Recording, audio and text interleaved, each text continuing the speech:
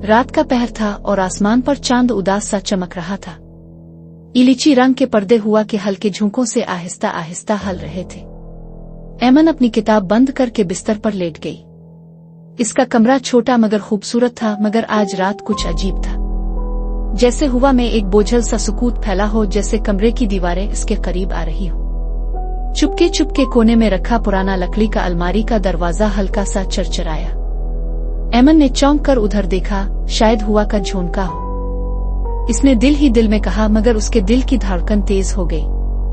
बाहर से कुत्ते के भौंकने की आवाज आई और अचानक एक लम्हे के लिए इसे लगा जैसे खिड़की के शीशे के पार कोई काला सा साया खड़ा हो, मगर पलक झपकने तक वो गायब हो चुका था। एमन ने कंबल अपने गिर्द सख्ती से लपेट लिया। कमरे में गहरी खामोशी थी, मगर अचानक एक धीमी सी सरगोशी सुनाई दी, जैसे कोई इसका नाम ले रहा हो। मन।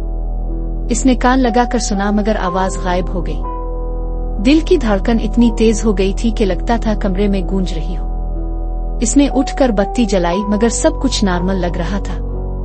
ये बस वहम है। हाँ, वहम ही है, इसने खुद को तसल्ली दी। मगर जैसे ही वो बत्ती बंद करके वापस बिस्तर पर लेटी, दोबारा वही सरगोशी सुनाई दी, इस बार जरा करीब से, और उसके साथ ठंडी सी सांस की लहर उसके कान के पास महसूस हुई। एमन ने हिम्मत जमा की और खिड़की के पर्दे के पीछे से बाहर झांका। गिल्ली सुनसान थी, मगर एक लंबा सा सिया साया गिल्ली के आखिर में खड़ा था। वो इंसानी शक्ल का था, मगर उसका कदाम इंसान से दुगना और आंखें सुर्ख शोलों की तरह जल रही थी। एमन की सांस रुक सी गई। इसने फौरन पर्दा बंद कर दिया, मगर दिल में एक बात वाज़ेह हो चुकी थी, ये कोई आम साया नहीं था। ये कुछ और था, कुछ ऐसा जो उसके करीब आना चाहता था। इस रात एमन को नींद आ गई, मगर वो सुकून वाली नींद नहीं थी। वो एक अंधेरी और सुनसान वादी में खड़ी थी। सामने धुंध में लिपटी एक पुरानी मस्जिद के खंडर थे। जैसे ही वो करीब गई, धुंध से वही लंबा काला साया निकल आया। इसकी आंखें सुर्ख और चेहरे पर एक अजीब मुस्कुराहट थी। एमन, तुम मुझसे भाग नहीं सकती, इसकी आवाज गूंजी।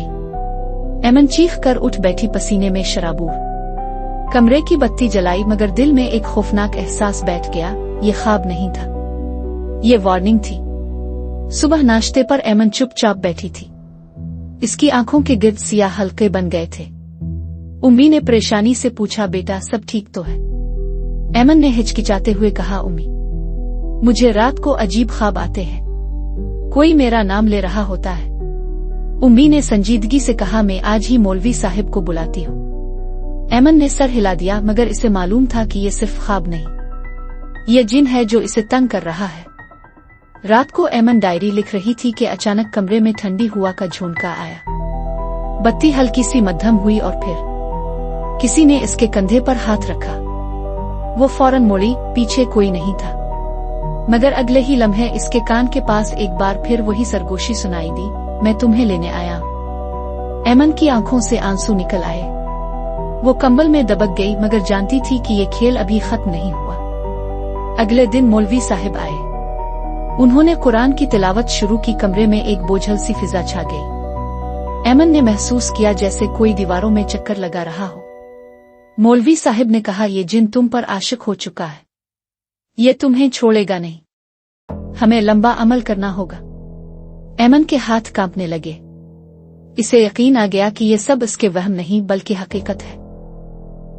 इस रात एमन खिड़की के करीब बैठी थी कि अचानक एक जोरदार झटका लगा। धुएं से बनी दो सिया बाजू खिड़की से अंदर आए और उसका हाथ पकड़कर बाहर खींचने लगे। एमन चीखी, मगर आवाज जैसे कमरे से बाहर नहीं जा रही थी। वो पूरी ताकत से पीछे खींचती रही और आखिरकार वो बाजू गायब हो गए। सांस फूली हुई वो कोने में बैठ गई, मगर जान गई कि अब ये जिन सिर्फ देखने पर कनात नहीं करेगा, ये इसे ले जाना चाहता है। एमन तन्हा बैठी कमरे के आईने में देख रही थी। अचानक आईने में इसकी अपनी जगह किसी और का चेहरा नजर आया, वही काला साया, सुर्ख आंखों वाला। तुम मेरी हो। आवाज गहरी और खौफनाक थी। एमन ने चीख कर आईना तोड़ दिया। शीशे के टुकड़े जमीन पर बखर गए, मगर हर टुकड़े में वही आंखें झिलमिलाती रही। रात के पिछले पहर दरवाजे पर हल्की सी दस्तक हुई। एमन के दिल की धड़कन तेज हो गई। कौन है?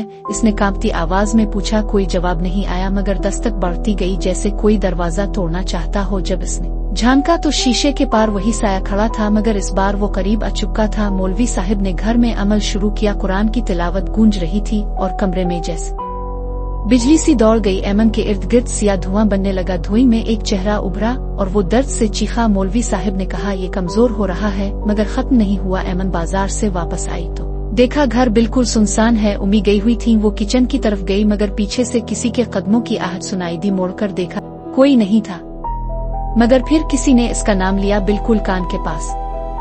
ड्रेसिंग टेबल पर रखी खानदानी तस्वीर में सब मुस्कुरा रहे थे। एमन ने देखा तो तस्वीर में सबके चेहरों की जगह 2 सुर्ख आंखें आ गई थी। इसके हाथ से तस्वीर गिर गई, मगर वो मंजर ज़हन में चिपक गया। ये जिन इसके हर याद में दाखिल हो चुका था। रात के वक्त एमन नीचे पानी लेने गई। सीढ़ियों से नीचे उतरते ही इसे महसूस हुआ कि कोई नीचे से ऊपर चढ़ रहा है। अंधेरे में एक लंबा पंजा उसकी तरफ बढ़ा।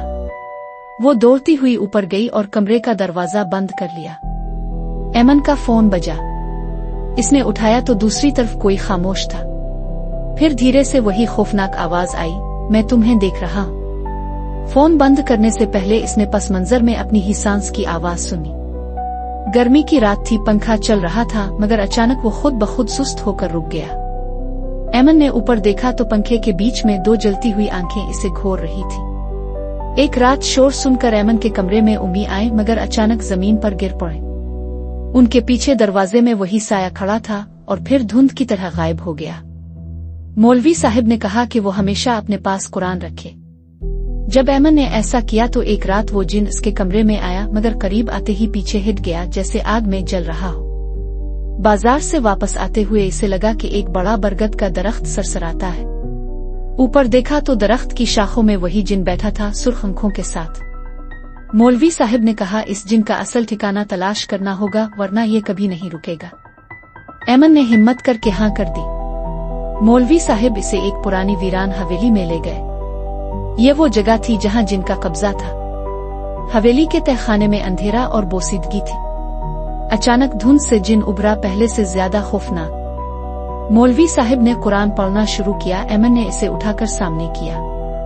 एक रोशनी फैली और जिन चीखता हुआ पीछे हिट गया।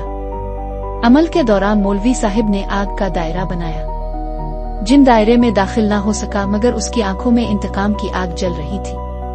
हुआ तेज हो गई, हर चीज उड़ने लगी। जिन धुएं की शक्ल में उसके गिर्द घूम रहा था। जिनने हमला करके मौलवी साहब को जख्मी कर दिया। अब एमन को अकेले मुकाबला करना था। दिल में खौफ के बावजूद एमन ने कुरान को मजबूती से पकड़ लिया।